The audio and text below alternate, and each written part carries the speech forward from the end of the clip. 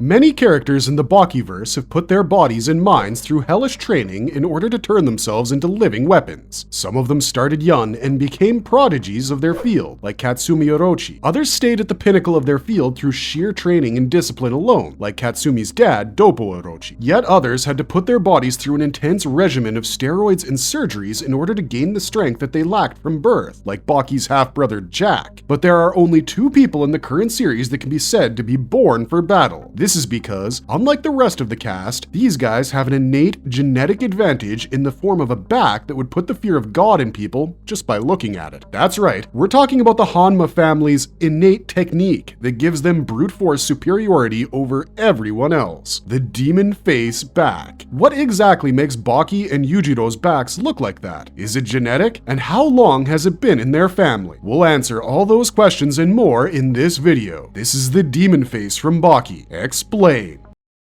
A hidden technique that gives users an insta-amp in all stats. What is the demon face back? The Hanma family's special technique was first revealed in the 22nd episode of the Grappler Baki anime, as Yujiro Hanma took on the greatest karate grandmaster in the world, Doppo Orochi. More recent fans of Baki might not be familiar with the fact that Doppo Orochi didn't always look like a pirate who learned karate. Back in the Grappler Baki days, Doppo had both his eyes and all of his pride still intact, which made him one of the strongest opponents Yujiro Hanma had faced in a long time. Their fight began with Doppo gaining the upper hand on Yujiro as the world's strongest creature allowed himself to be ensnared in a chokehold. But the longer it went on, the more he realized he couldn't just beat Doppo with his skills alone. The ogre tried to moonsault off the side of the underground arena and elbow Doppo into the ground, but the Karate-Kama managed to avoid that. He unleashed a flurry of attacks that were dodged by the ogre before Doppo nearly had his back broken by a vicious-looking Udande strike. Yujiro tried provoking Doppo into making a mistake by entering his territory, but slipped up himself by getting impatient and attacking first, which left him open to a flurry of shots from the more focused Orochi. Doppo kept the pressure on Yujiro despite the latter trying to play possum by blocking most of his attacks and then assuming a stance that allowed him to dodge them by keeping his eyes crossed. He exploits the opening created by Yujiro's shock at Doppo's defense to land a combination of strikes, including one directly on the ogre's face. As he does this, Baki enters the arena and Yujiro notices that he's being made to look like a punk in front of his punk kid. He vaults away from Doppo and flexes his muscles so hard, his shirt tears right off to reveal the very subject of this video, his back, whose musculature made it resemble a demon face. This revelation shocks everyone in the arena because they've heard of this mythical back for ages,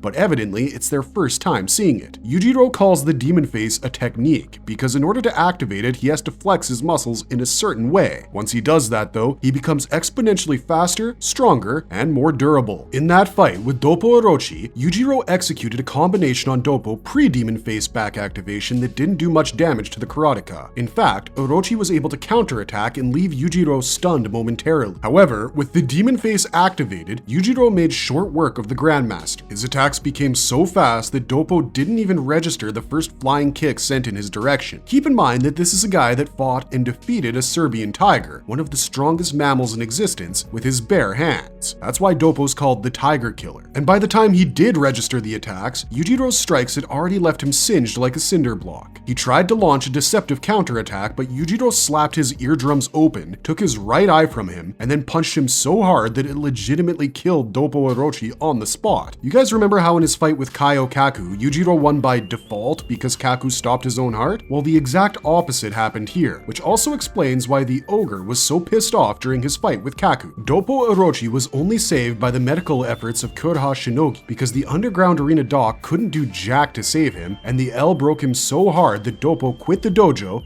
put his son in charge, and went back into training. But to be fair to him, that would be most of us if we were faced by someone with the demon face back muscle amplification. As we mentioned a few moments ago, activation of the demon face boosts the user's baseline stats to inhuman proportions. In his fight with Kaio Kaku, before activating the demon face, Yujiro was dodging all of Kaku's offensive Shaoli strikes because they packed enough power to shatter a stone wall. Once he activates the back though, he became durable enough to withstand several of those punches, and even pummel his way through the defense defensive Shaoli's slime-like resistance to almost beat Kaiokaku at his own game. Yujiro's speed increases to a point it appears as though he's teleporting to the naked eye, and the fact that he can smash armored cars and has survived carpet bombings and worse is all you need to know about the strength the Demon Face provides to its user. For a long time, he was the only person who could use it in the series, until his son inherited the technique during the finals of the Maximum Tournament, where he used it to defeat Yujiro's other roided out kid. He has only used it on rare occasions ever since, probably because the Demon Face requires immense mastery of the self to activate, or a life and death situation to push you that far.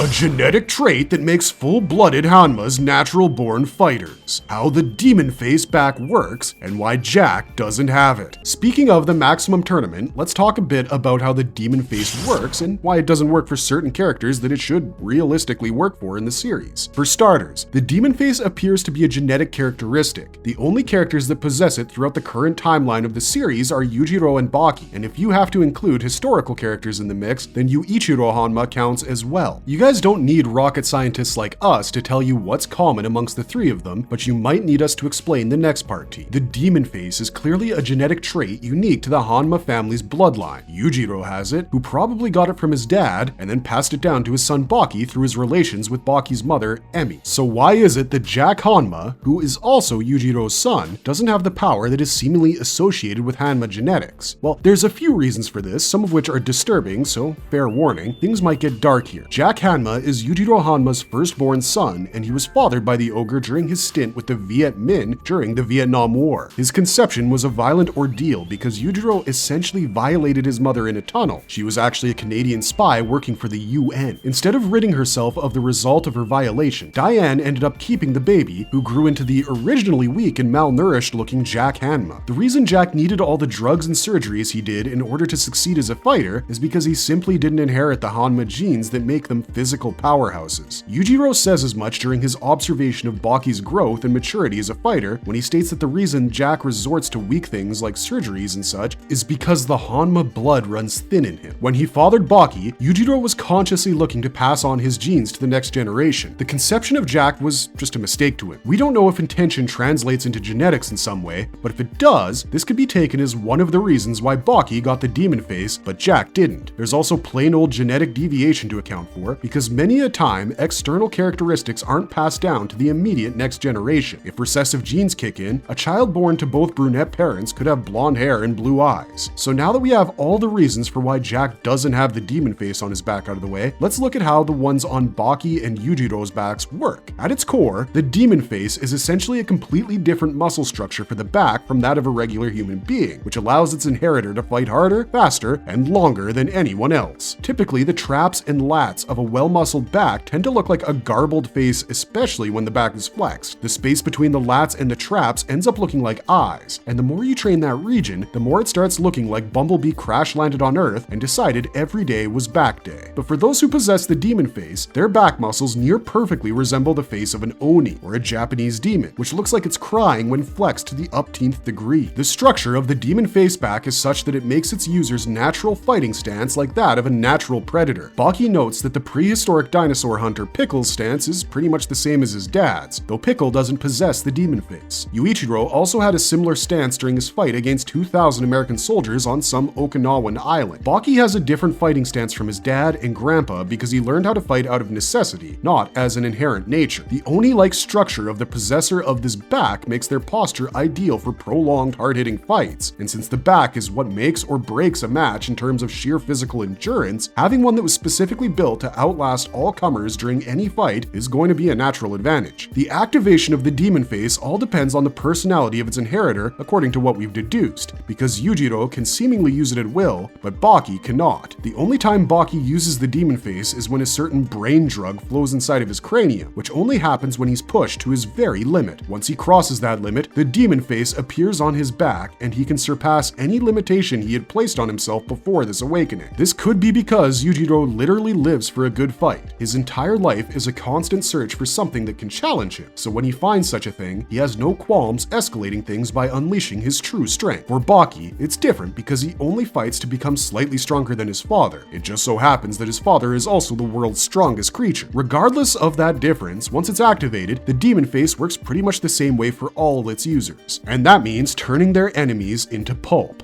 How many Hanmas have had the demon face back technique? Can you have a demon face back as well? According to the story, only 3 Hanmas have ever shown the propensity for performing the demon face back technique. But if you were to take into account the entire history of mankind within the Bakiverse, then the answer might be a little different. As Baki and Yujiro were having their father-son quarrel of biblical proportions, a team of archaeologists discovered murals covering their fight from thousands of years ago. These archaeologists were able to put together the fact that 2 fighters with the demon face back went up against one another at some time in antiquity, and they must have both been father and son because the murals sure made it look that way. This seems to suggest that the Hanma family has had a millennia-long tradition of father-son quarrels and being the strongest dudes around, because what other family that exists in the current Bakiverse can boast about having cave paintings drawn about their genes? And speaking of genes, this brings us to our final question of the day regarding the demon face back technique. Can you have a demon face on your back as well? The short answer is unfortunately no. The long answer is hell no, and here's why. The design of the demon face is completely unrealistic, as it turns the infraspinatus muscle into the eye of the back with massive teres minor and major muscles acting like its eyelids. This kind of musculature simply will not exist within the human body, no matter how hard you train your back at the gym or your home pull-up bar. The closest you can come is having a back that kinda looks like the head of a fly, but fly head isn't nearly as attractive a moniker as the demon face, now is it? Also, the Baki franchise combines real-life logic with Baki logic to justify many unjustifiable things. For instance, we told you guys that the demon face is a genetic trait passed down to full-blooded Hanmas from full-blooded Hanmas, right? Well, what if we told you that if you were to scan the brain of a person that possessed the demon face, you'd find that their brain was also shaped like the face of an Oni? This is exactly what doctors discover in the aftermath of Baki's recovery from the Yanagi fight, and they use a theory that exists in the real world to explain this freakish anatomical discovery. In 2017, Florida State University released a study that revealed how the shape of a person's brain could be linked to their personality traits. This study claimed that the thickness of the cortex and its used area was what determined where a person lay on their personality scale, which had 5 broad categories on it. These were neuroticism, extroversion, openness, agreeableness, and conscientiousness. It was discovered that people whose cortices were thicker and had fewer folds were more susceptible to having neurotic personalities than those with thinner cortices. Keisuke Itagaki took this study and turned the brains of demon face users into a literal demon face to show how their personalities were hardwired to fight, which we can all agree is pure Baki logic at play. That Florida State University paper never exactly defined what a neurotic brain looks like, it only identified factors that could help us identify such a mind, and yet that somehow ended up with Baki's gray matter being rearranged to resemble an Oni's face. So unless you guys have a brain scan that can show us the exact folds in the shape of a demon, we're sorry, but we don't think you guys can develop the Hanma family demon back. But with enough training, you'll have a back that is strong enough to put up a decent fight against mid-tier Baki characters. Back muscles are crucial to the movement and strength of the human body, so the more you train them, the better it is for you. And if you're the kind of person that gets into fights easily, well, training can't start soon enough for you, my guy. Just don't expect to get the same shape that Baki and Yujiro have, because as we just explained, it doesn't exist. Marvelous verdict! And that's all we have for you guys on this one. The demon face is one of the most interesting and hype-generating things in all of Baki because you know someone is about to get pulverized when it gets broken out. And Itagaki knows how to draw a mean fight scene. But other than that, we hope we've answered all your questions regarding this mythical technique from the Bakiverse. Let us know what you think about the demon face in the comment section down below. Don't forget to like, share, and subscribe if you enjoyed our content, and we'll see you guys in the next one.